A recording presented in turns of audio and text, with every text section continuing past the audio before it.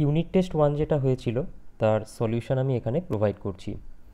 তো দেখো, first question যেটা ছিল যে একটা ডিসি সার্কিটে লোড হিসেবে আমরা কাকে ইউজ করতে পারি, তার অপশানগুলো ছিল এরকম: রেজিস্ট্যান্স, ইন্ডাকটেন্স, ক্যাপাসিটেন্স, আর বোথ ইন্ডাকটেন্স অ্যান্ড ক্যাপাসিটেন্স।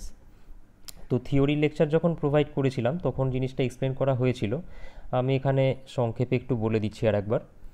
যে দেখো, একটা ডিসি একটা ইলেকট্রিক্যাল সার্কিটের যে বেসিক তিনটে এলিমেন্ট, সেগুলো হচ্ছে, এক হচ্ছে রেজিস্টার, দুই হচ্ছে ইন্ডাক্টার, আর তিন হচ্ছে ক্যাপাসিটার।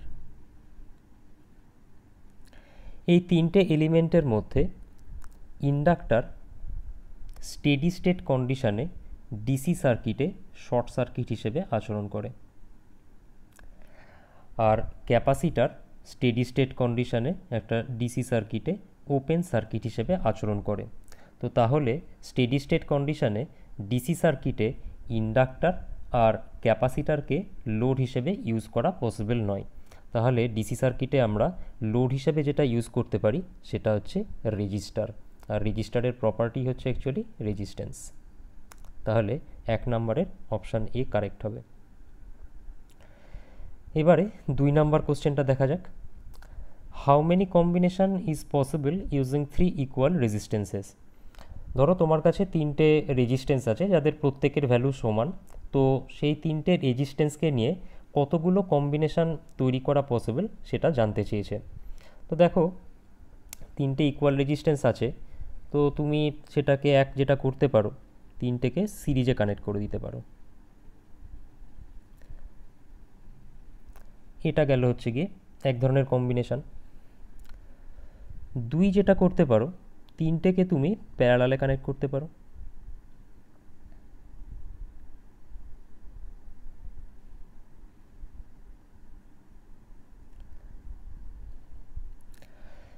তাহলে দুটো কম্বিনেশন তো আমরা এখানটায় পেয়ে গেলাম। আর কি করতে পারো, দুটো রেজিস্ট্যান্সকে প্যারালালে কানেক্ট করো, তার সঙ্গে একটা সিরিজে কানেক্ট করে দাও।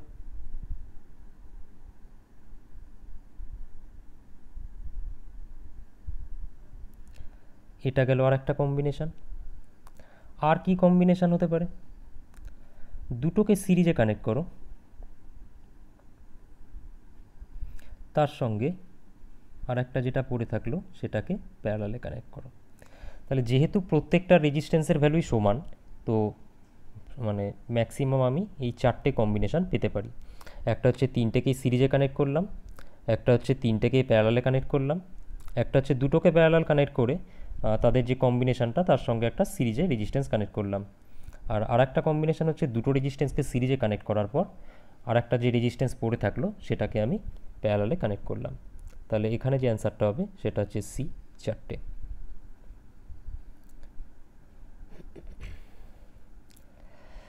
আচ্ছা, এখানে যেটা বলেছে, a wire has a resistance of 90 ohm, একটা কন্ডাক্টর আছে যার রেজিস্ট্যান্স হচ্ছে 90 ohm. It is bend to form a circle, তো ওটাকে বাকি একটা সার্কেল তৈরি করা হচ্ছে। The effective resistance between the 2 points of any diameter of the circle.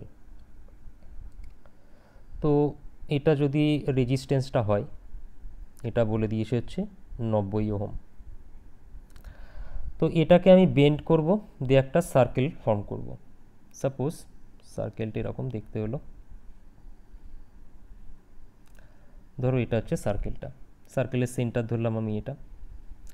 সার্কেলের যদি ডায়ামিটারের কথা বলো তাহলে আমি এরকম একটা ডায়ামিটার নিয়ে নিচ্ছি। তো ডায়ামিটারের যে টার্মিনাল দুটো পাচ্ছি, এটা একটা, এটা একটা, এটার নাম দিলাম এ, এটার নাম দিলাম বি। যেটা জানতে চেয়েছে আর এ বি কত হবে, এটা জানতে চেয়েছে। চলো ভেতরের এটা মুছে, আচ্ছা 1 মিনিট, সরি।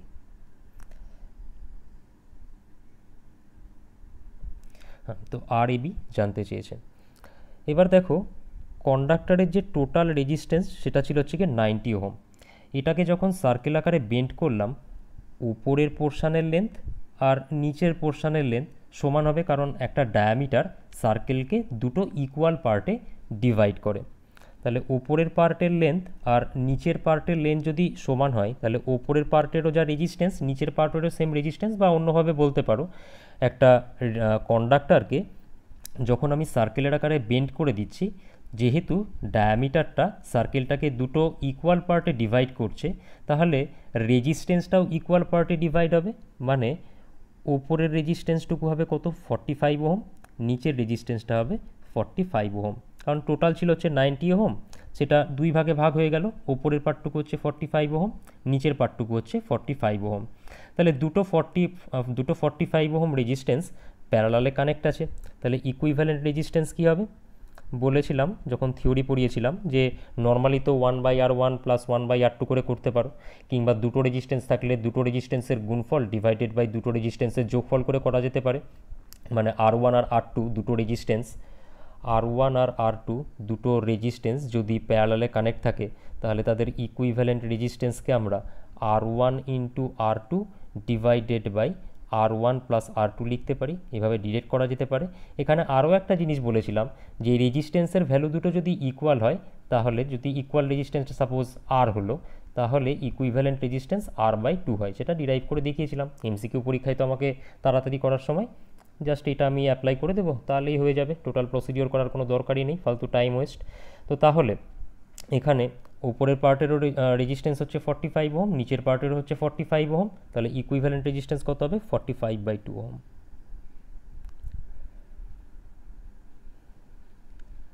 45/2 ওহম হচ্ছে 22.5 ওহম। তাহলে অপশান এ কারেক্ট। এবারে আসা যাক, সরি 1 মিনিট, 4 নম্বর প্রবলেমটা আসা যাক।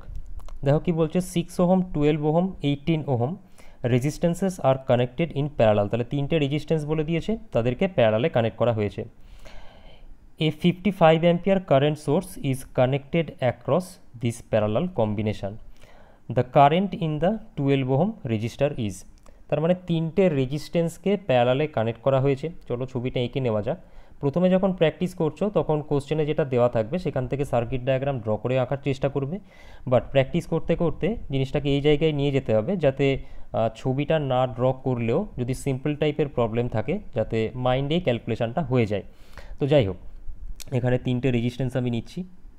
আমি ফার্স্টে জাস্ট ছবিটা এঁকে দেখাবো, কারণ থিওরিতে এইটা পড়ানো যেহেতু হয়ে গেছে, ডিটেলস এক্সপ্লেনেশন আমি যাব না।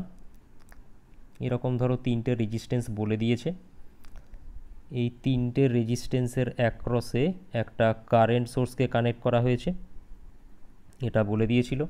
তিনটে রেজিস্ট্যান্সের যে ভ্যালু ছিল সেগুলো হচ্ছে গিয়ে 6, 12, 18।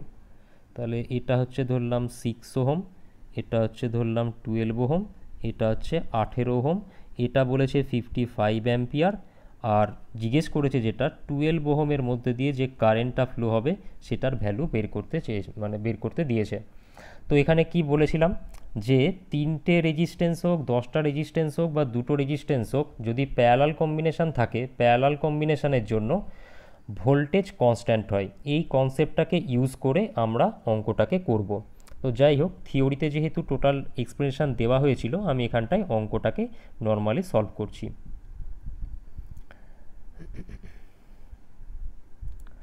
আচ্ছা, রেজিস্ট্যান্সগুলো কী কী বলেছে, 6, 12 আর 18। ঠিক আছে, তাহলে তিনটে রেজিস্ট্যান্সের যে রেশিও সেটা কি লিখতে পারবো, R1 = R2 = R3 equals to হচ্ছে 6 12 18। মানে এখান থেকে আমি বলতে পারি 3 দিয়ে যদি ভাগ করে নিই, 6 দিয়েই ভাগ হবে, 1:2:3। তাহলে কারেন্টের রেশিও কী হবে, I1 = I2 = I3। কারেন্ট হবে রেজিস্ট্যান্সের রেসিপ্রোকাল, তাহলে 1/1 1/2 1/3। আচ্ছা, এটা কি করে এলো, থিওরিতে বুঝিয়েছিলাম, আমি এখানে তো আবার একবার এক্সপ্লেন করে দিচ্ছি। যেহেতু সার্কিটটা প্যারালাল সার্কিটে কি হয়, ভোল্টেজ হচ্ছে কনস্ট্যান্ট। ওহমস ল থেকে আমরা কি পেয়েছিলাম, V = IR।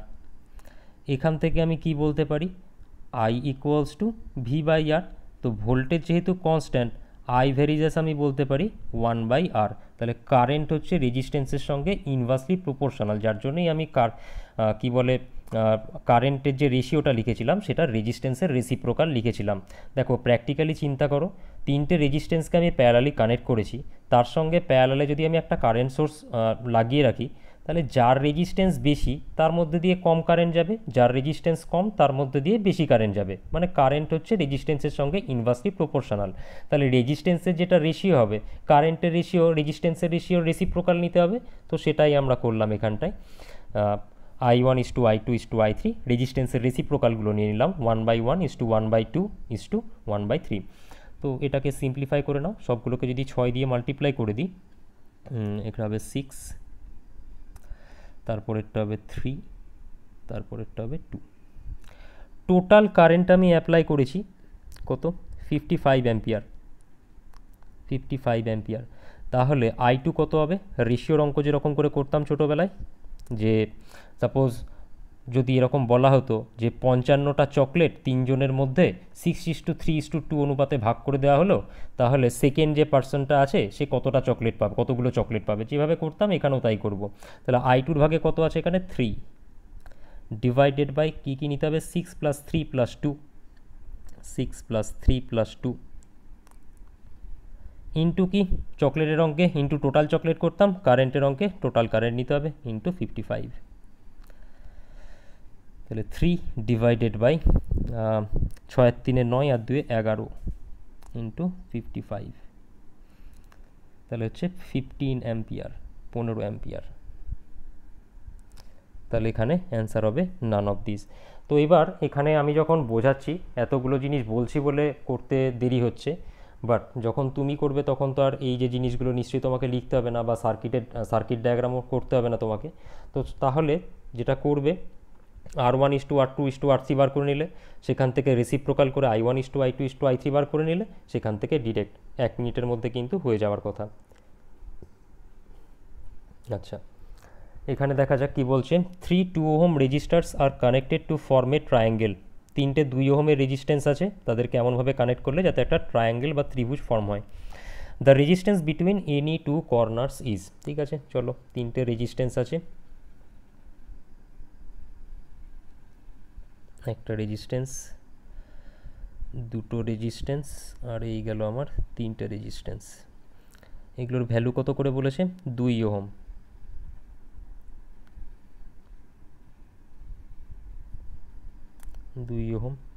তারপর বলেছে কি, যে কোনো দুটো কর্নারের অ্যাক্রসে আমাকে ইকুইভ্যালেন্ট রেজিস্ট্যান্স বার করতে হবে। তো যে কোনো দুটো কর্নার, এটা একটা কর্নার নিচ্ছি, এটা একটা কর্নার নিচ্ছি, নাম দিলাম এ, এটার নাম দিলাম বি। যেটা ক্যালকুলেট করতে দিয়েছে সেটা হচ্ছে RAB। তো দেখেই বুঝতে পারছো এই 2 ওহম আর 2 ওহম সিরিজে কানেক্টেড আছে, তাহলে কত হবে, 4 ওহম হবে। আর সেই 4 ওহমের সঙ্গে এই 2 ওহম কিসে আছে, প্যারালালে আছে, মানে একটা 4 ওহমের রেজিস্ট্যান্স আর একটা 2 ওহমের রেজিস্ট্যান্স প্যারালালে কানেক্টেড আছে। তাহলে ইকুইভ্যালেন্ট কত হবে, 4 × 2 ডিভাইডেড বাই 4 + 2 হচ্ছে 8/6, ভাগ করলে কত হবে, 4/3 ওহম। 4/3 মানে 1.3333 চলতেই থাকবে। তো যাই হোক, 5 ডি এরটা অ্যান্সার। এবার আসছে হচ্ছে 6এরটা। The smallest resistance obtain by connecting 50 resistances of 200 ohm each is. 50টা 200 ওহমের রেজিস্ট্যান্স আছে, তো তাদেরকে এমনভাবে কানেক্ট করবে যে যাতে স্মলেস্ট ইকুইভ্যালেন্ট রেজিস্ট্যান্স আমি পাই। আচ্ছা, থিওরিতেই এটা পড়ানো হয়েছিল, তাও আমি একবারে এক্সপ্লেন করে দিচ্ছি। যে সাপোজ আমার কাছে দুটো রেজিস্ট্যান্স আছে, জাস্ট কনসেপ্টটা খেয়াল করবে। দুটো রেজিস্ট্যান্স আছে, তাদেরকে আমি সিরিজে কানেক্ট করলাম, 3 ওহম আর 6 ওহম। ইকুইভ্যালেন্ট রেজিস্ট্যান্স কত হবে, 9 ওহম। দেখো যেটা পেলাম 9 ওহম রেজিস্ট্যান্স যেটা পেলাম সেটা 3 ওহমের থেকেও বড়, 6 ওহমের থেকেও বড়। তার মানে সিরিজ কানেকশানে ইকুইভ্যালেন্ট রেজিস্ট্যান্স সবসময় যে রেজিস্ট্যান্সগুলোকে নিয়ে আমি কানেক্ট করছি তার থেকে সবসময় বড় হবে। বাট এখানে কোশ্চেনে কি জানতে চেয়েছে, যে স্মলেস্ট রেজিস্ট্যান্স আমি মানে স্মলেস্ট রেজিস্ট্যান্স অবটেন করতে হবে, মানে বেসিক্যালি যে রেজিস্ট্যান্সগুলো কানেক্ট করছি সেগুলোকে কানেক্ট করার পরে যে রেজিস্ট্যান্সটা পাবো সেটা মেন রেজিস্ট্যান্সের থেকেও আমাকে কম করতে হবে। তাহলে সিরিজ কানেকশানে তো পসিবল না, পসিবল কিসে? Parallel connection. দেখো একবার চেক করে নেওয়া যাক প্যারালাল কানেকশানে সেরকম হয় কি না। তাহলে 3 ওহম রেজিস্ট্যান্স আর 6 ওহম রেজিস্ট্যান্স নিয়েছিলাম, তাই নেওয়া যাক এখানটায় 3 ওহম রেজিস্ট্যান্স আর 6 ওহম রেজিস্ট্যান্স নিয়ে নিলাম। উপরেরটা 3 ওহম, নিচেরটা 6 ওহম। ইকুইভ্যালেন্ট কত হবে? 3 ইন্টু 6 ডিভাইডেড বাই 3 প্লাস 6। তাহলে 3 into 6 divided by, sorry 1 minute, 9। Calculation করে দেখতে পারো, হবে হচ্ছে 2 ওহম। তাহলে এবার দেখো ইকুইভ্যালেন্ট রেজিস্ট্যান্স পেলাম আমি 2 ওহম। 2 ওহম রেজিস্ট্যান্সটা 3 ওহমের থেকেও ছোট, 2 ওহম রেজিস্ট্যান্সটা 6 ওহমের থেকেও ছোট। এটাই তো তখন পড়িয়েছিলাম যে প্যারালালে কানেক্ট করলে যে ইকুইভ্যালেন্ট রেজিস্ট্যান্সটা আমরা পাই, সেই রেজিস্ট্যান্সটা প্রত্যেকটা যে কম্পোনেন্ট রেজিস্ট্যান্স আছে তাদের থেকেও ছোট হয়। তাহলে বেসিক্যালি এখানে আমি রেজিস্ট্যান্সগুলো কিসে কানেক্ট করব? প্যারালালে কানেক্ট করব, তবে গিয়ে আমি স্মলেস্ট রেজিস্ট্যান্স পেতে পারি। তো এখানে কতগুলো রেজিস্ট্যান্স নিয়েছি? 50টা রেজিস্ট্যান্স নেওয়া হয়েছে, আর প্রত্যেকটা রেজিস্ট্যান্সের যে ভ্যালু সেটা হচ্ছে কত দেখলাম, 300 না কত, 200 ওহম। তাহলে এন হচ্ছে গিয়ে এখানে 50, 50টা রেজিস্ট্যান্স নিয়েছি, আর প্রত্যেকটা রেজিস্ট্যান্সের ভ্যালু হচ্ছে 200 ওহম। থিওরি ক্লাসেই দেখানো হয়েছিল যে ইকুয়াল রেজিস্ট্যান্স যদি আমি প্যারালে কানেক্ট করি, মানে প্রত্যেকটা রেজিস্ট্যান্স যদি আর ওহম হয় আর এন সংখ্যক যদি রেজিস্ট্যান্স থাকে, তাহলে ইকুইভ্যালেন্ট রেজিস্ট্যান্স কত হয় বলো? আর ডিভাইডেড বাই এন। তাহলে এখানে 200 200 একটা রেজিস্ট্যান্স হচ্ছে 200 ওহম, আর নাম্বার অফ রেজিস্ট্যান্স কত? 50। তাহলে ইকুইভ্যালেন্ট রেজিস্ট্যান্স কত হবে? 4 ওহম হবে এখানটায়।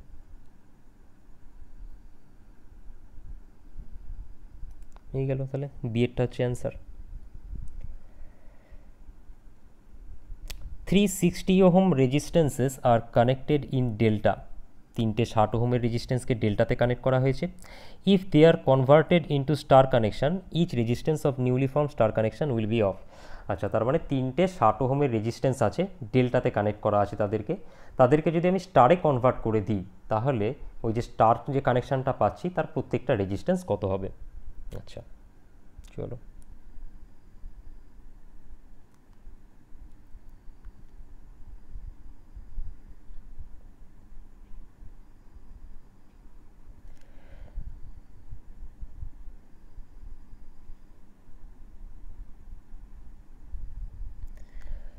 প্রত্যেকটা হচ্ছে 60 ওহম।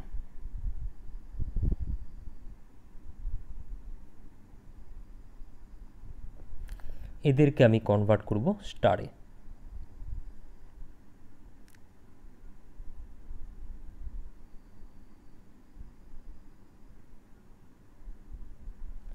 টার্মিনালগুলো তো একই থাকবে, এটা এ, এটা বি, এটা সি।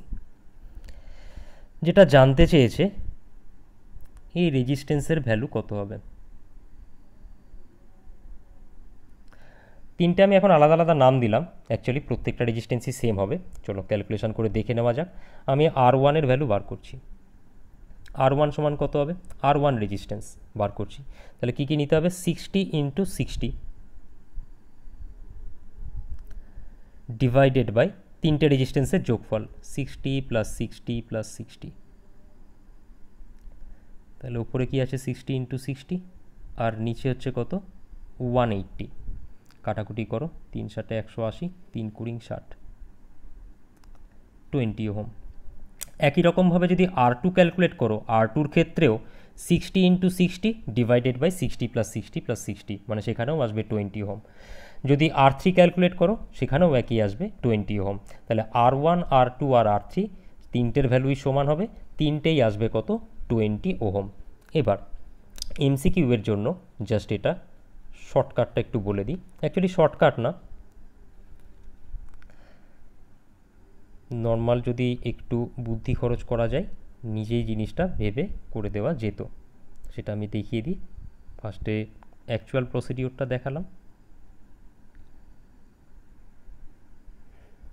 দেখো, এটা হচ্ছে আমার ডেল্টা কানেকশান, প্রত্যেকটা রেজিস্ট্যান্স আমি নিলাম আর।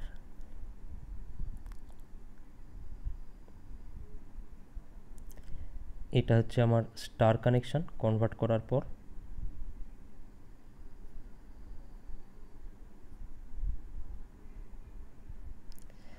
এগুলো আমি চলে নিচ্ছি, স্মল আর নিয়ে নিলাম,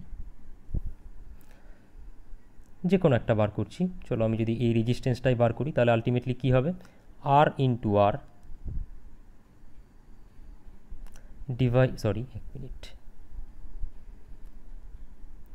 আর into R divided by R plus R plus R. তাহলে উপরে আসছে আমার আর স্কোয়ার আর নিচে আসছে 3r। কাটাকুটি করে আমি কি পাবো, আর বাই 3। তো তাহলে আমি যদি এটাকে একটু আলাদা করে লিখে দিই, চলো, small R equals to capital R by 3। এই কোশ্চেনে আর এর ভ্যালু কত দেওয়া ছিল, 60 ওহম ক্যাপিটাল আর। তাহলে 60 যদি এখানে বসাও, 60 বাই 3 কত হবে, 20 ওহম হবে। তো এটা মনে রাখলেই ডিরেক্ট তুমি সলভ করে দিতে পারবে, এত বড় কনভার্সানটা করার কোনো দরকারই পড়ে না। তো মনে রাখবে যে একটা ডেল্টা কম্বিনেশানে প্রত্যেকটা রেজিস্ট্যান্সের ভ্যালু যদি সমান হয়, তাকে যদি আমরা স্টারে কনভার্ট করি, যে নতুন রেজিস্ট্যান্সগুলো পাবো তাদের ভ্যালুও প্রত্যেকটা সেম হবে, আর সেই ভ্যালুটা কার সঙ্গে সমান হবে, আর বাই 3 হবে।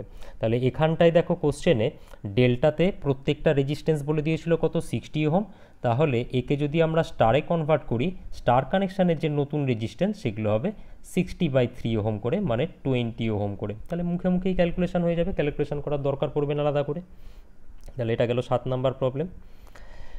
এবার আসা যাক 8 number, fuse wire in house wiring is connected in. এটা তো ক্লাস 9-10-এর কারেন্ট ইলেকট্রিসিটির যে চ্যাপ্টার ছিল ফিজিক্যাল সায়েন্সে সেখানেই থাকতো। তো সিরিজ কানেকশান এখানে আমি আর আলাদা করে বোঝাচ্ছি না, যদি মনে না থাকে তাহলেও অসুবিধার কিছু নেই। ইলেকট্রিক্যাল টেকনোলজির লাস্টের দিকে যখন হাউস ওয়্যারিং পড়াবো সেখানে আমরা ফিউজ ওয়্যার কাকে বলে, তার ফিউজ ওয়্যার আমরা কেন ইউজ করি, তার প্রপার্টি কী, তাকে লাইভে কেন কানেক্ট করা হয়, নিউট্রালে কানেক্ট করলে কি প্রবলেম হতো, কেন আমরা সিরিজে কানেক্ট করছি, সেগুলো সেখানে আবার বোঝানো হবে। যাই হোক, এখানে আমি আর এটার এক্সপ্লেনেশনে যাচ্ছি না, যেহেতু এই জিনিসটাকে আমার আবার ওই ইউনিটে গিয়ে পড়াতে হবে। তো যাই হোক, ফিউজ ওয়্যারকে আমরা কানেক্ট করি হচ্ছে সিরিজে কানেক্ট করি, আর এটাও জেনে রাখবে যে লাইভ ওয়্যারের সঙ্গে সিরিজে কানেক্ট করা হয়। আচ্ছা, তারপরে কি বলছে, 4 রেজিস্টার্স 3 ওহম 6 ওহম 9 ওহম আর 18 ohm are connected in parallel. তাহলে ইকুইভ্যালেন্ট কন্ডাক্টেন্স কী হবে, এই জিনিসটা ভালো করে খেয়াল করবে যে ইকুইভ্যালেন্ট কন্ডাক্টেন্স বলা আছে, রেজিস্ট্যান্স বলা নেই। এমসিকিউ পরীক্ষাতে এরকম ছোটোখাটো চেঞ্জ করে দেওয়া থাকে কোশ্চেনের মধ্যে, যাতে তাড়াহুড়োই স্টুডেন্টরা ভুল করে দেয়, তো জিনিসটা খেয়াল করবে। আচ্ছা, এখানে কোশ্চেন দুভাবে ফর্ম হতে পারে। এক হচ্ছে কি কন্ডাক্টেন্স বলে দিল, এরকম অপশান দিল। দেখো কন্ডাক্টেন্সের যে ইউনিট মো, প্রত্যেকটাই দেখো মো ইউনিটে আছে, আর একটা নান অফ দিস আছে। তো এক্ষেত্রে তোমাকে ক্যালকুলেশন করে দেখতে হবে যে কোনটা অ্যাকচুয়ালি হচ্ছে। অনেক সময় এরকমও থাকে যে 4টে অপশানের মধ্যে 3টে অপশানের ইউনিট ওহম দিয়েছে, একটা অপশানের ইউনিট হয়তো মো আছে, বা 4টে অপশানের মধ্যে 3টে অপশানেরই ইউনিট আছে ওহমে, একটা নান অফ দিস দিয়েছে। সেক্ষেত্রে তোমার অঙ্কটা করারই কিন্তু দরকার নেই। কেন দরকার নেই, কারণ তোমাকে কন্ডাক্টেন্স বার করতে দিয়েছে, আর কন্ডাক্টেন্সের ইউনিট হচ্ছে আমরা জানি মো, কিন্তু অপশানে 3টে অপশান দেওয়া আছে হচ্ছে গিয়ে ওহম ইউনিটে দেওয়া আছে। তাহলে 3টে তো হতেই পারে না, তাহলে 4 নাম্বার অপশানটাই হবে, সেটা নান অফ দিস থাকুক বা মোতে যেটা দেওয়া থাকুক সেটাই থাকবে। তো এরকমভাবে অপশানগুলোও খেয়াল করবে। অনেক সময় এমসিকিউ মানে এমসিকিউ যে অঙ্কটা দেওয়া আছে সেটা করারই হয়তো দরকার পড়ে না, ইউনিটটা চেক করলেই হয়ে যায়। এরকম আমরা আরও অনেক প্রবলেম করব। তো যাই হোক, এটা করে নেওয়া যাক। 4টে রেজিস্ট্যান্স হচ্ছে 3 ওহম 6 ওহম 9 ওহম আর 18 ওহম। তাহলে 1/ReQ, 1/3 1/6 1/9 আর 1/18। এলসিএম হচ্ছে কত, 18, 6 প্লাস 3 প্লাস 2 প্লাস 1 কত দাঁড়াচ্ছে দেখো তো, 6 আর 3 9, 9 আর 2 11, 11 1 12, 12/18। এবার 1/ReQ, 1 রেজিস্ট্যান্স মানেই তো সেটা হচ্ছে কন্ডাক্টেন্স, তাহলে ইকুইভ্যালেন্ট কন্ডাক্টেন্স এটাই হয়ে যাবে। কাটাকুটি যায়, এটা 6 2 12, 6 3 18, 2/3 মো, মানে হচ্ছে 0.67।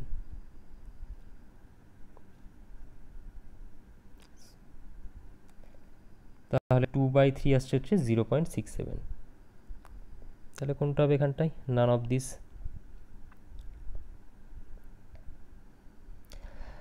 আচ্ছা, এখানে বলছে the ratio of diameters of two conductors is 6:1।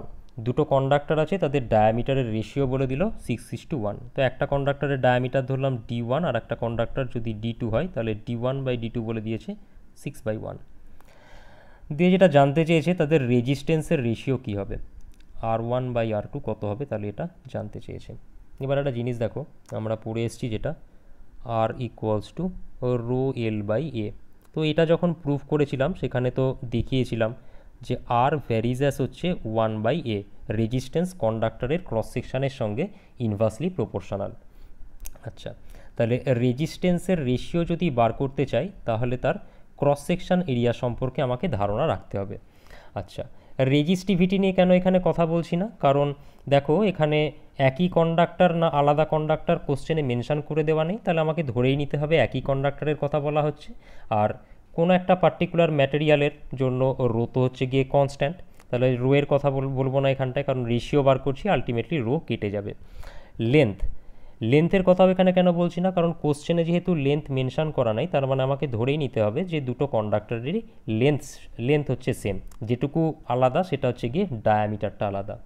আচ্ছা, তাহলে মোট কথা রেজিস্ট্যান্স কন্ডাক্টরের ক্রস সেকশন এরিয়ার সঙ্গে ইনভার্সলি প্রপোর্শনাল। এবার কন্ডাক্টরের যখন ক্রস সেকশন এরিয়ার কথা বলছি, কন্ডাক্টরের ক্রস সেকশন কীরকম হয় সেটা আমাকে জানতে হবে। একটা কন্ডাক্টরের ক্রস সেকশন যেটা হয় সেটা হচ্ছে সার্কুলার হয়, বৃত্তাকার হয়। আচ্ছা, এবার বৃত্তের যে ক্ষেত্রফল, এটা যদি একটা সার্কেল হয়, সার্কেলের যে ক্ষেত্রফল সেটা আমরা কি জানি, πr², যেখানে আর হচ্ছে ওর রেডিয়াস। তাহলে এ ইকুয়ালস টু πr², এখান থেকে আমি নিশ্চয়ই বলতে পারি এ ভ্যারিজ অ্যাজ r², এটা আমরা বলতে পারি। আবার এখানে আমার রেডিয়াস নিয়ে কিছু বলা নেই, এখানে যেটা বলা আছে ডায়ামিটার। আমরা জানি কি যে ডায়ামিটার সমান কি হয়,